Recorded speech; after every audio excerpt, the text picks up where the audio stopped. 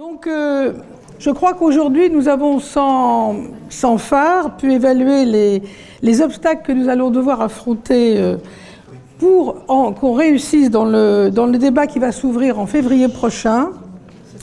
Nous l'espérons sur la proposition de Falorni. Si nous réussissons justement à ce qu'un certain nombre de députés signent sa proposition et fassent pression sur le gouvernement, comme on vient de nous le rappeler, l'opinion publique, elle est de notre côté, hein, même les catholiques, on nous l'a dit. Donc la grande majorité de nos concitoyens attendent cette loi. Peut-être qu'un jour, ils viendront avec nous manifester. Je pense que c'est ce qu'on n'a pas réussi à faire jusqu'à maintenant, mais peut-être ça viendra-t-il. Il ne faut pas se cacher que les 2 prochaines années qu'on va vivre vont être à la fois difficiles et décisives si on veut réussir à avoir un premier projet de loi. Donc il va falloir rester mobilisé, je crois que vous l'êtes, hein, vous avez des tas d'idées, donc il faut maintenant les reprendre et puis travailler, c'est très positif. Je pense qu'il va falloir continuer dans le sens d'agir au niveau des pouvoirs publics, je l'ai répété ce matin, notamment au niveau des députés, pour que finalement la loi qui va être votée soit au plus près de ce que nous voulons, au plus près.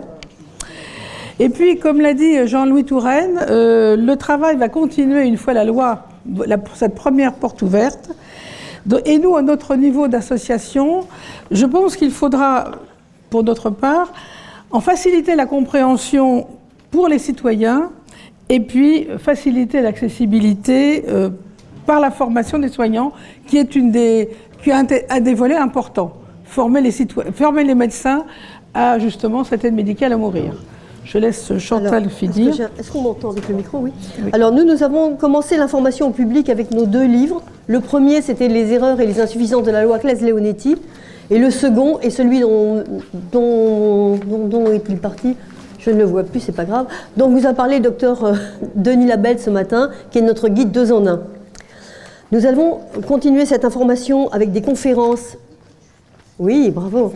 Merci Arnaud, merci Alain, pardon. Nous avons continué cette information par des conférences et des réunions de sensibilisation qui sont axées principalement sur les directives anticipées. Et notre création d'un réseau de personnes de confiance va nous aider dans cet objectif. Depuis 1 an, nous avons commencé à faire une formation des soignants, dont le docteur Marc Portier, que je ne vois toujours pas, si je te vois, a discuté ce matin. Et il vous a fait découvrir le premier module de formation, mais nous avons l'intention de faire une formation qui va comporter 6 modules. Et nous travaillons actuellement à finaliser le contenu et le déroulement des différentes séquences, avec l'appui évidemment de la commission médicale incontournable. Merci à tous d'être venus, merci à nos conférenciers et merci surtout à l'équipe du Nord. Merci au 59-62 de nous avoir reçus et si bien organisé cette réunion. Oui, on peut encore refaire un applaudissement à l'équipe du Nord. Voilà, une batterie. Qui a vraiment été très... On va faire une batterie d'applaudissements.